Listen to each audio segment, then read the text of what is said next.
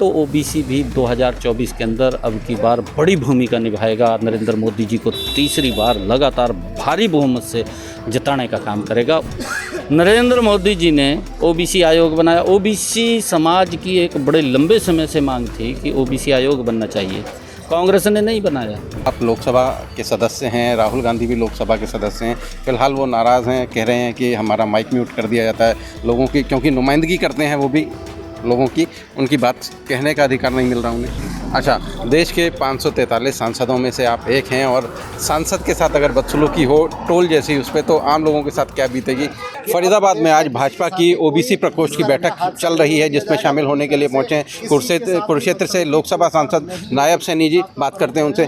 Sir, कि इस तरह की बैठकों का क्या लाभ रहता है? नहीं, देखिए, भारतीय जनता पार्टी की राष्ट्रीय कार्यकारिणी की बैठकें, प्रदेश कार्यकारिणी की बैठकें, जिला कार्यकारिणी की बैठकें, मंडल कार्यकारिणी की बैठकें चलती रहती हैं। जैसे ही राष्ट्रीय कार्यकारिणी की बैठक होगी तो प्रदेश की होगी, फिर जिला की होगी, फिर मंडल की होगी, क्योंकि काम का बंटवारा, ऊपर से जो काम आता है उसको नीचे तक डिस्ट्रीब्यूट करना, सभी कार्यकर्ताओं के अंदर डिस्ट्रीब्यूट करना। आदरणीय प्रधानमंत्री जी ने जो 9 वर्षों के अंदर ज़बरदस्त काम ओबीसी वर्ग के लिए किए, ओबीसी समाज के लिए किए हैं, ऐतिहासिक कार्य किए हैं। ओबीसी समाज की भी ये जिम्मेवारी बनती है कि जब इतने बड़े काम ओबीसी के लिए नरेंद्र मोदी जी ने किए हैं, तो ओबीसी भी 2024 के अंदर अब की बार बड़ी भूमिका निभाएगा। नरेंद्र मोदी जी को तीसरी बार लगातार भारी बहुमत से जिताने का काम करेगा। उसको लेकर के हम सारी ये यहाँ पर हमारी ओबीसी समाज की, ओबीसी वर्ग की मोर्चे की बैठकें होती हैं और उसको लेकर के हमारी प्लानिंग बनती है।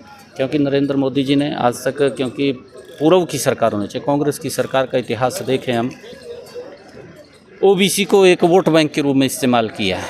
आप भी वोट की बात कर रहे हैं, तो आप भी तो वही कर रहे हैं। नहीं, देखिए, वोट बैंक ये है कि उसको एक रैली के अंदर भीड़ बढ़ाने का काम किया। अगर ओबीसी को कोई अधिकार की बात आती है उससे वंचित रखा।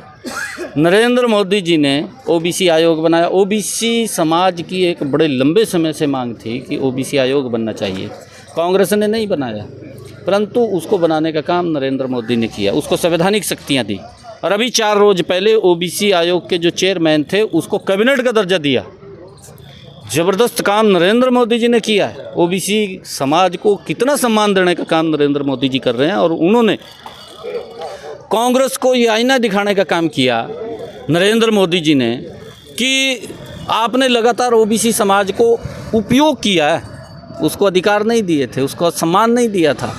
और उन्होंने अपनी कैबिनेट के अंदर 27 मंत्री शामिल करके वो कांग्रेस को आईना दिखाने का काम किया कि ओबीसी का 26.5% भी नहीं, 27% का पूरा अधिकार है। और 27 मंत्री उन्होंने अपनी कैबिनेट के अंदर शामिल किए। ये बड़ी ओबीसी वर्ग के लिए, ओबीसी समाज के लिए एक बड़ा खुशी का मामला है। और उसके साथ साथ ओबीसी के बच्चों को जो पहले सैनिक स्कूल में एडमिशन नहीं मिलता था, नवोदय विद्यालय में एडमिशन नहीं मिलता था, केंद्रीय विद्यालय में एडमिशन नहीं मिलता था, एमबीबीएस की सीटों में एडमिशन नहीं मिलता था, अगर एमबीबीएस एमडी करता है तो एडमिशन नहीं मिलता था।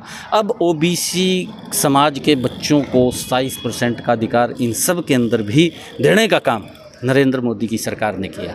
पीएसयूज़ के जो कर्मचारी थे उनके बच्चों को भी अधिकार नहीं था, अब उनके बच्चों को भी ये सारे अधिकार मिलेंगे। नरेंद्र मोदी जी ने इससे भी 4 कदम बढ़ करके आगे काम किया। नरेंद्र मोदी जी ने कहा कि जर्नल के अंदर भी एक वर्ग ऐसा है जो आर्थिक रूप से कमज़ोर है, ऐसे लोगों को भी 10% का आरक्षण देने का काम नरेंद्र मोदी ने किया। जब इतना बड़ा काम नरेंद्र मोदी जी कर रहे हैं तो हम सब का भी दायित्व बनता है कि नरेंद्र मोदी जी को 2024 के चुनाव में भारी बहुमत से, बड़े बहुमत से उनको तीसरी बार प्रधानमंत्री बनाने का काम ओबीसी वर्ग करेगा। एक बड़ी भूमिका ओबीसी समाज अदा करेगा। आप लोकसभा के सदस्य हैं, राहुल गांधी भी लोकसभा के सदस्य हैं। फिलहाल वो नाराज़ हैं, कह रहे हैं कि हमारा माइक म्यूट कर दिया जाता है लोगों की, क्योंकि नुमाइंदगी करते हैं वो भी लोगों की, उनकी बात कहने का अधिकार नहीं मिल रहा उन्हें। आप जानकारी ले सकते हैं लोकसभा से, आप जागरूक पत्रकार हैं, कि कितने दिन वो लोकसभा के अंदर बैठे हैं अपनी सीट के ऊपर, कितनी उनकी हाजिरी है, आप जानकारी ले सकते हैं। लोगों को गुमराह करना, लोगों के बीच में जाकर के झूठ बोलना, ये कांग्रेस की फितरत रही है। नरेंद्र मोदी जी को बदनाम करना राहुल गांधी और कांग्रेस की फितरत रही है। आप इन लोगों ने कुछ किया नहीं। अगर नरेंद्र मोदी जी ने गरीब लोगों के लिए, देश के आम व्यक्ति के लिए अगर कुछ किया है तो इनको पेट में दर्द हो रहा है। पीड़ें तो कहीं और हो रही हैं, परंतु दर्द लंदन में जा कर के निकला, और लंदन में ऐसा दर्द निकला कि जहाँ के लोग लगातार देश का लंबे समय तक शोषण करते रहे अंग्रेज, जिन्होंने यहाँ पर यहाँ के लोगों का खून चूसने का काम किया, ऐसे लोगों को दोबारा फिर वहाँ जा कर के आमंत्रित करने का काम राहुल गांधी साहब करते हैं। उन्होंने शिक्षा लेनी चाहिए अपनी दादी से। जब इमरजेंसी का समय था, इमरजेंसी लगी थी, तो एक पत्रकार ने जब वो विदेश में गई थी तो उनसे ये पूछ लिया था कि आपका ये ऐसा विषय क्या है। उन्होंने स्पष्ट रूप से कहा था कि ये मेरे देश का मामला है, आप इसको यहाँ नहीं, यहाँ हम देश के पूरे एक नागरिक हैं। उन्होंने तो उससे भी शिक्षा नहीं ली। उन्होंने तो किस प्रकार से अपने देश की धज्जियाँ उड़ाने का काम वहाँ पर किया और उनको आमंत्रित किया। अरे आपको लोग वोट नहीं देते, आप लोकतंत्र की हत्या बताते हैं। अरे तब लोकतंत्र कहाँ था जब सरदार मनमोहन सिंह प्रधानमंत्री थे, देश के बड़े अर्थशास्त्री थे, और उन्होंने एक ऑर्डिनेंस अपने मंत्रिमंडल के अंदर पास किया। उस ऑर्डिनेंस की धज्जियाँ लोकसभा के अंदर उसको फाड़ करके, तार तार करके फेंकने का काम राहुल गांधी ने किया था। तब लोकतंत्र कहाँ चला गया था? उसको तब लोकतंत्र दिखाई नहीं दे रहा था। किस प्रकार से देश के अंदर झूठ बोल करके लोगों को गुमराह करने का काम करते हैं, परंतु देश देख रहा है। माफ़ी मांगनी चाहिए ऐसे व्यक्ति को, तो लोकसभा में बैठने का भी अधिकार नहीं है। उसके खिलाफ रेजुलेशन भी आया है। अगर वो देश से माफ़ी नहीं मांगेगा तो उसके खिलाफ कार्रवाई भी हम ये मांग करेंगे कि उसके खिलाफ कार्रवाई हो। ऐसे व्यक्ति को लोकसभा में बैठने का अधिकार नहीं है, जो देश को कमज़ोर करने की बात करता है, जो देश को तोड़ने की बात करता है। नरेंद्र मोदी जी ने देश का गौरव, देश का सम्मान विश्व के अंदर ऊंचा किया है। आज दुनिया के सबसे आर्थिक रूप से मजबूत देशों की अध्यक्षता अगर कोई कर रहा है, नरेंद्र मोदी कर रहा है। इनको दर्द हो रहा है। अच्छा, देश के 543 सांसदों में से आप एक हैं, और सांसद के साथ अगर बदसलूकी हो, टोल जैसी, उस पर तो आम लोगों के साथ क्या बीतेगी?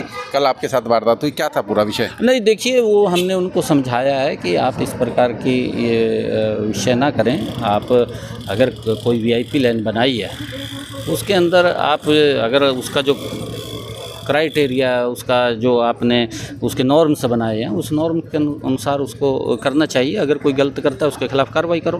तो क्या उसमें वीआईपी के अलावा लोगों को निकाला जा रहा था? क्या हुआ, क्या था? नहीं, देखिए, उसके अंदर उन्होंने गाड़ी रोक ली। मेरे स्टाफ ने बताया भी है, भी सांसद जी हैं, और वो हटे नहीं, उनको कहा भी। अच्छा, हाँ, तो एक दो बार उन्होंने पहले भी किया है। तो उसको मैनेजर को बुला करके मैंने कहा भी है, भी तू किस लिए बैठा है यहाँ पर, तेरी ड्यूटी क्या है? अगर कोई आपने वीआईपी लाइन बनाई, मैंने कहा इस लाइन को ख़त्म कर दीजिए। वो कहने लगा मेरे को कि ये तो एम्बुलेंस के लिए है। भी आप एम्बुलेंस को भी नहीं मान रहे, अगर एम्बुलेंस को भी रोक रहे हैं, फिर वीआईपी, अगर वीआईपी कल्चर, हम वीआईपी के उसमें नहीं है, क्योंकि मैं एक साधारण परिवार का व्यक्ति हूँ, मैं साधारण व्यक्ति हूँ, मैं लोगों के बीच में रहने वाला व्यक्ति हूँ। मैं वीआईपी कल्चर से बहुत दूर हूँ। परंतु आप अगर जो आपकी गाइडलाइन है, उस गाइडलाइन के अनुसार चलिए, उससे बाहर मत चलिए। जो बनाई है वो सब के लिए बनी है, किसी एक व्यक्ति के लिए नहीं बनी है। इसमें मुकदमा दर्ज करवाया है? क्या शिकायत है उसमें? नहीं, उसके अंदर शिकायत नहीं है। उन्होंने जब मेरा स्टाफ गया था तो उसके साथ उन्होंने उतर करके नीचे मैन हैंडलिंग भी की है, उसके साथ की है। हाँ, तभी मुझे गुस्सा आया। मैंने कहा भाई एसएचओ को बुलाया, मैंने एसएचओ को बुला करके मैं इसके खिलाफ कार्रवाई करा। हरियाणा के लोगों की नुमाइंदगी करते हैं, क्या इंश्योर करेंगे कि भविष्य में किसी आम लोगों के या खास लोगों के साथ? बिल्कुल, हम ये श्योर कर रहे हैं। ये मनोहर लाल जी की सरकार है। अगर किसी टोल के ऊपर भी किसी व्यक्ति के साथ इस प्रकार का दुर्व्यवहार होता है तो उनके खिलाफ कार्रवाई होगी, नहीं बख्शेंगे किसी को। चलिए, हमसे बात करने के लिए शुक्रिया।